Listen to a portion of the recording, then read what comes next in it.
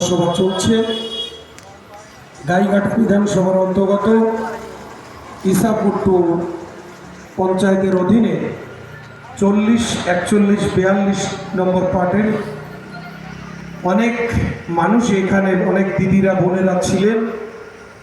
আমি একবার ঘুরে গেছি, তখন 7টা বাজে, তখন শুরু হয়নি। এখন এসে দেখি আবার চেয়ার খালি।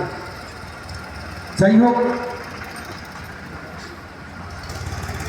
এরপরে এখান থেকে যাওয়ার পরে আরো 3টে করে তারপরে এলাম। মানে এখান থেকে সিংজল, সিংজল থেকে মহিষাঘাটি, মহিষাঘাটির থেকে এই পাশে এটা করে এখানে এলাম। যাই হোক, সমস্ত এলাকাবাসীবৃন্দ, যে সমস্ত দোকানদার ভাইয়েরা, দাদারা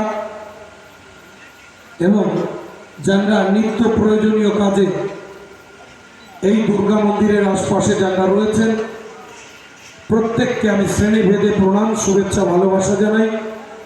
আমাদের আঞ্চলিক সভাপতি, আমাদের বিশিষ্ট অখিল সাহেব এবং 2 বোন রয়েছে এখানে, কলকাতা থেকে শুরু করে ভাই অখিল, এবং সর্বোপরি এলাকার কিছু মানুষ এখনো যারা রয়েছে।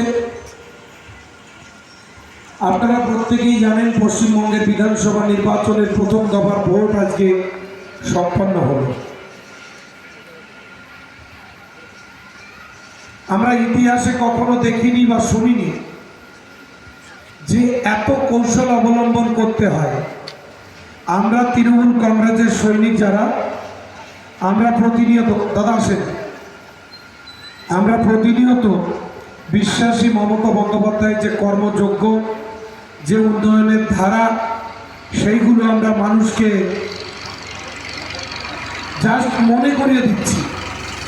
সেইখানে দাঁড়িয়ে এই ভারতবর্ষ যারা শাসন করছে, ইডি সিবিআই যাদের পকেটের মধ্যে, এখন 3য় ভাই ইলেকশন কমিশন ভ্যানিশ কুমারকে কাজে লাগিয়ে এই পশ্চিমবঙ্গে যে শান্ত পশ্চিমবঙ্গ, সেই শান্ত পশ্চিমবঙ্গকে অশান্ত করছে। আমি আপনাদেরকে বলতে চাই,